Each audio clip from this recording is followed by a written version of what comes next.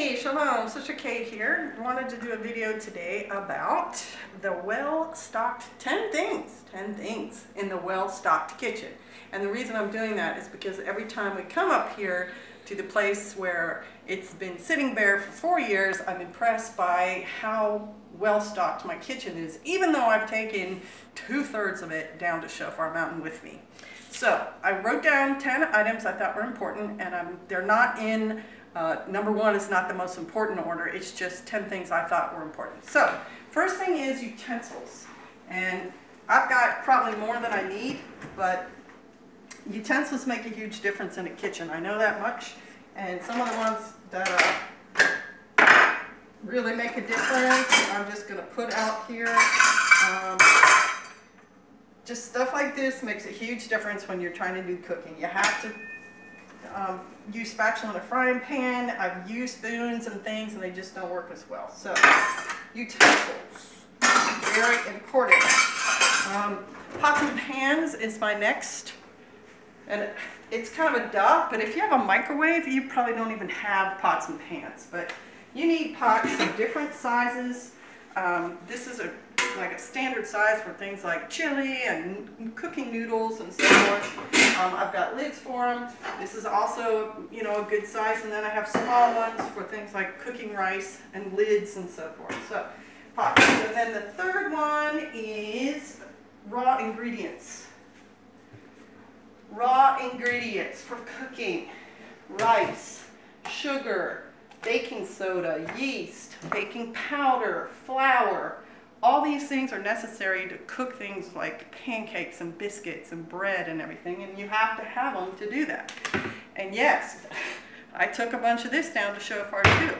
And I have another cabinet over here where I store these kind of items because they're big. I've got a bigger thing of flour in there, a bigger bag of sugar, the peanut butters and things. One good thing about this cabinet, when we came back up here, no mice droppings, no spider webs, nothing. This, and I think it's because it's like airtight. It's good quality shelving.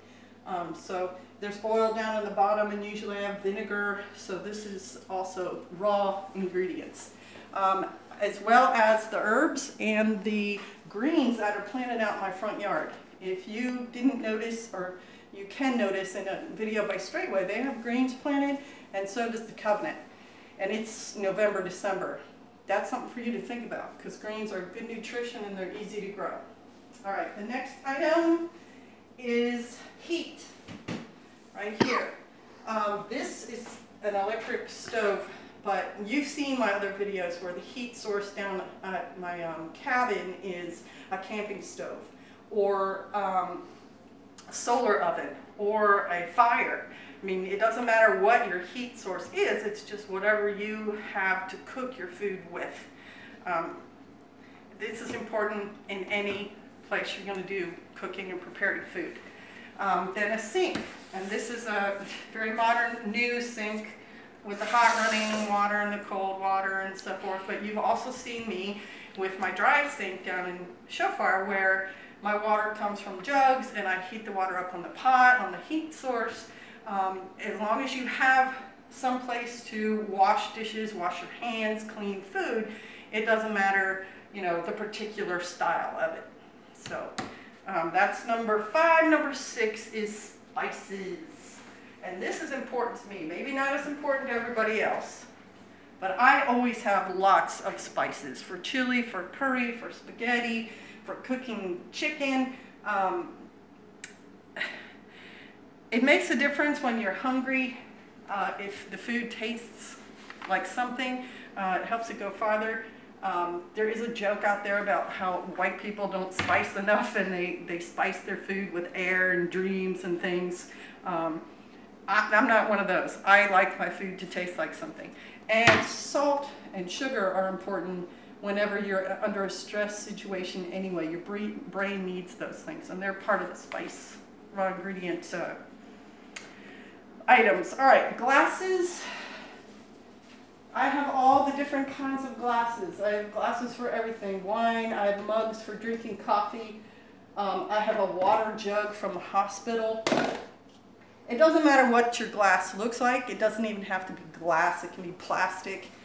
It just needs a container to put liquids in. That's all it needs to be. And it's important because how are you going to drink your liquid otherwise? You're going to hold it in your hand? No, you need something. So glasses, same thing with plates, forks, knives, all of those things. I have tons of plates. It doesn't matter what you're eating off of.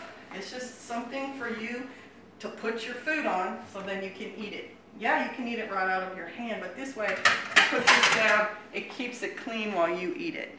And it could be a wood plank, it could be, you know, the top of this thing. It could be anything, just as long as it's something for you to put your food on. And it's the same thing with forks and knives. So you can use anything. You can make chopsticks out of wood. But a well-stocked kitchen will have that. We fed last year, you know, 12 people out from this kitchen. So it's just useful. And it can even be the paper. It can be the paper and the plastic. That's numbers 1 to 7. I do cover 8 to 10 in the other half of the video, and we'll just move on to them after this. On number 8. Number 7 we're done with. So number 8 is oils. You have to cook things with oils. You can steam them. That requires water, obviously. Broth, things like that. So I've got oils and things up here. And yes, I took some down to Shofar with me. So these, I had lots. I've got peanut oil. I've got safflower oil. I had some grapeseed oil. But the thing about oil is it doesn't store forever. And the grapeseed oil went rancid. So, I mean, you have many options. You can pour it on your gravel driveway. You can, you know, you can treat your hair with it. You can do all kinds of stuff with used oil.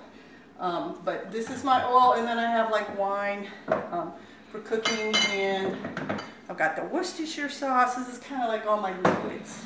So having something to cook your food in, especially if you're like sauteing something, is important. All right, number 9 is the tin foil and the plastic wrap, obviously for leftovers. Even if you're cold storage, which I didn't mention, but it is important to have cold storage for cooking, you need to cover things to keep bugs and germs and dust and everything out of your food. So I've got a well-stocked drawer of this, and yes, I've got the same things at Shofar. Also things like plastic bags of different sizes, Ziploc to store leftovers and stuff in. And then the 10th thing, hot pads and towels. And I think my daughter-in-law once made fun of how many towels I brought with me. I think I had about 30 of these. But these are very important for soaking up messes, for cleaning up things, and I can't stress that I've got to have them in my kitchen. I need them. I've got some hanging on my stove right now. And then I didn't have quite as many as I wanted, so I had to go out and buy another 1 or 2. And I got one of these, which was a mistake. I hate these, microfiber. One reason I hate it, my fingernails always get caught in it, and they don't feel nice. Like they're catching on my dry skin on my thumb. I just don't like them, and I don't think they absorb as well. So I like mine to be 100% cotton. And then hot pads. Important. When hot food is hot, you can't pick it up with your bare hands.